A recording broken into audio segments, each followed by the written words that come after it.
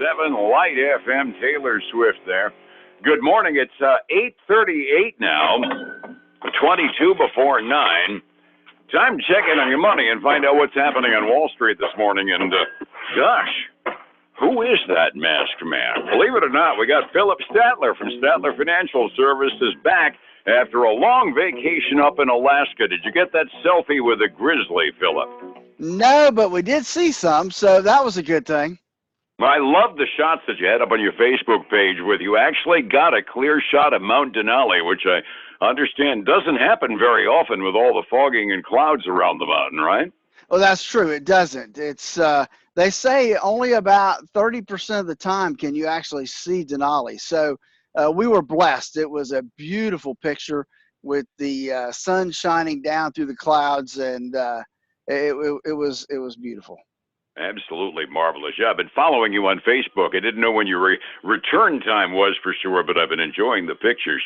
Money-wise, well, I did my level best to keep the markets up while you were gone, and I'm at least within, 0.5% of some records on a couple of the indexes. Yesterday was a decent day on Wall Street, and it looked even better right after things closed because President Trump announced that he was going to delay some tariff increases in October. Plus, China announced that they were looking at buying some of our beans and pork, which means at the very least speaking terms beats not speaking terms. So a 227-point gain on the Dow yesterday, at least on the overnight futures, looked even better, didn't it?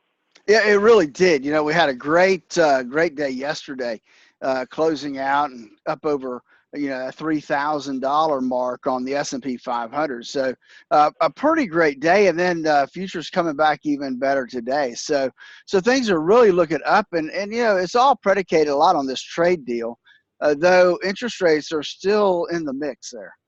Absolutely. You look at how much the trade deal potential can do it. Watching the futures, you can always tell when the news items hit. Yesterday afternoon, after the markets closed, things were drifting a little bit lower, and then the announcement about the tariff postponement hit, and the futures on the Dow Jones Industrial Average shot up by over 200 points inside of about 10 minutes or so. So if anybody doubted that the trade war affects the markets, well, there's your practicum to show otherwise. Bunch of stuff going on this morning. We'll start out overseas because that probably is going to move the world markets more than our data will. The European Central Bank met, and they did what pretty much everybody expected them to do. They started quantitative easing again, buying up bonds like chiclets, and they dropped their controlling interest rate, their kind of equivalent of our counter rate, down to a negative 0.5%. You've got to pay them to loan them money over in Europe. Yeah, and that's kind of interesting. We've not seen negative interest rates here, but in Europe, we've seen that for a while now. In Japan, Europe, those negative interest rates have been out there. And so we continue to see them causing negative interest rates. And what that does is it makes the banks loan out money faster instead of putting it on deposit with the EU bank. And so the other thing that I noticed is that, they're going to start buying the quantitative easing again. They're going to start buying bonds again out on the marketplace, 20 billion euros a month, with no end in sight in terms of deadlines to stop. And that was not as much as expected in terms of dollar volume, but it was the time frame. People thought it would only be like 6 months to a year, and it's open-ended. So that was a big deal. Absolutely. They've been in stimulus mode for some time, and German reports showing an actual decrease for the quarter in the German gross domestic product about a month ago kind of put everybody into panic mode over in Europe, and their central bank is not going to take any prisoners in terms of trying to keep the continent out of recession, aren't they? No, they really aren't. Of course, Trump's using that as a springboard to our Fed, saying, look at what they're doing. We should be doing the same thing. I'm not so sure he's right on that, but he is obviously looking that direction and saying we need to be doing the same thing. Yeah, he's been campaigning for lower interest rates from the feds for some time. And you got to keep in mind, in terms of perspective, that we are not in recession here. It's obvious that we're slowing down from that 3% growth rate that we'd like to see, but certainly not in recession yet. And Germany actually did show that negative gross domestic product number for one quarter. So the European Bank is presented with a little bit more urgent scenario than ours is. Well, and let's also look at this too. As interest rates are lower, it's going to help the government, right? Because we've got what, $22 trillion, I think, in debt out there. And so every time that they can lower interest rates, that helps the budget there at the White House. And so I think he's probably looking that direction more than anything. Yeah, you're probably right. You and I did some math calculations a couple of years ago when they started raising interest rates, and did a little bit of the math as far as what would that do to the federal budget, and it was not pretty. So Trump's got a point in terms of campaigning for the lower rates.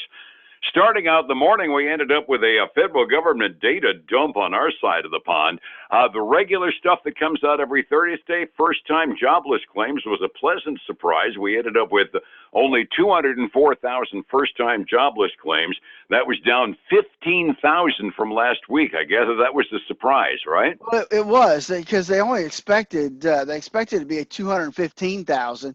So that was a pleasant surprise on that side. Hey, before you go into the rest of them, I did want to mention this because we didn't have time before it went on the air. Treasury is talking about issuing a new bond next year. I heard this. This, Dave, a 50-year Treasury bond is what the Treasury is looking at issuing out next year. That was kind of interesting to me. And Mnuchin is saying there's a call for it. He thinks there's a market for it out there. And that's that. I don't know about you, David. It's hard for me to believe somebody willing to buy a bond that's going to pay what we're seeing interest rates at right now for 50 years. But maybe I'm wrong. That strikes me. I had exactly the same reaction. The other thing that struck me down the line is, okay, a few years ago we moved from a mortgage of 20 years being the standard to a mortgage of 30 years being a standard. Does federal government loaning going out 50 years imply that before too terribly long, we're going to be looking at much longer term home mortgages, because there is a reference comparison in there? Well, that's interesting, because it's been 30 years ever since I've known about it, Dave. Well, you're a young buck, by I know. What can I say? So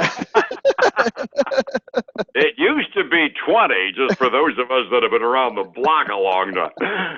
The other data dump information that came out was consumer inflation. The CPI went up by only 0.1% last month. Phillip, I noticed that the core, once you got rid of energy and food, those elective things, it was up by 0.3%. What kind of a reaction do you figure we're going to get from the Fed on that? That's going to be interesting, because the CPI in total came in as expected. That 0.1% was where it was supposed to be. Now, the core actually is a little higher than was expected. The core was expected to only increase by 0.2%, and you're saying it's up 0.3%. So I'm thinking that they may start to take a little look at that. It starts getting toward the point where inflation starts becoming a factor, and that's the first indication that we've had in, probably over a year that there's any measurable inflation out there to speak of.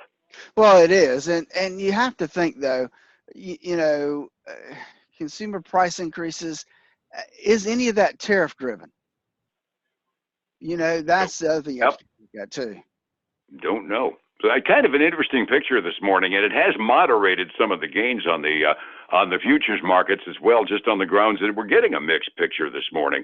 Not a lot of information as far as company news is out. You've got an IPO to talk about, and I wanted to make the observation that Apple is worth $1 trillion in market cap again. Evidently, the market was excited by their iPhones and their service pricing plans, weren't they? Well, I guess so. And so, they've hit that number again. We know they're going to oscillate up and down, be around that $1 trillion number. So, not surprising this time of year when they announce their new stuff. It it's everybody excited again about what Apple can do. So I made mention yesterday, it fascinated me that they're basically instituting a predatory pricing plan for their game service and their new video streaming service. They're undercutting Disney and Netflix with this new service and giving away a full year absolutely free when you buy a new iPad or iPhone. I almost put that into the range of predatory pricing, don't you? Well, I think so. I mean, obviously they want to gain market share, and they want to gain market share quickly.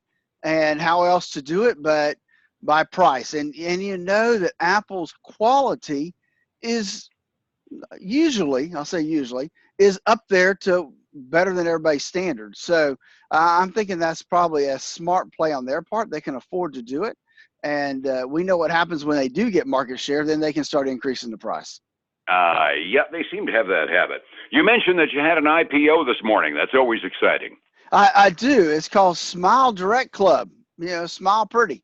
So this group of dental type things is coming out, and they were expected to price their shares between $19 and $22 a share, and the initial price has been set at $23 a share. So better than expected, which has been kind of unusual in the IPO market here lately. That's cool. Other information from companies, just to make it real brief in the process, the people who owns Men's Warehouse reported they missed their quarterly expectations, so their stock is falling like a rock. Kroger, the big grocery chain, beat the street, so consequently they're going up this morning. So we've got the usual mixed bag on the small number of reports we've got out this morning. We're 45 minutes before we open the markets, Phillip. What's the direction going so far this morning? Hey, we're still green today, Dave. Heading up. The Dow Jones is at 27,200, up about 0.2%. S&P 500 is up a quarter. Nasdaq's up 0.6. We got gold and silver both trending up significantly this morning, Dave. Gold's up 1.75%. To $1,529 an ounce. And we've got silver up 1.7% also at $18.47 an ounce. Huge increases there. We've got black crude oil going down the other way, down 1.5% to $54.88 a barrel. About darn time. They made me nervous for a while this week, a little earlier. Overseas markets, mixed bag over in Asia this morning. Some up, some down without a discernible pattern. Over in Europe, everybody's trading up on the European Central Bank decision. Phillip, somebody want to get some information to stabilize one's retirement and find out how much risk they're really taking. How do I get an appointment with you on the phone? David, give us a call at 382-0037 to schedule their free, no obligation risk analysis of their current portfolio. And then they can catch our radio show every weekend, 6 a.m. and noon on Saturdays, 10 a.m. Sunday mornings on News Talk 730 a.m. All righty. Thank you very much, and welcome back. We're glad to have you back, Phillip. Thanks, Matt. I'll talk to you in the morning. Catch you then. It's 105.7 Light FM and Statler Financial Services. Phillip Statler. Hey, everybody. Thanks for joining us today. It's great to be back with you. I felt like I was gone forever, but glad you joined us today. We will be back again tomorrow. Have a great day, and I look forward to speaking to you again in the morning. Bye now.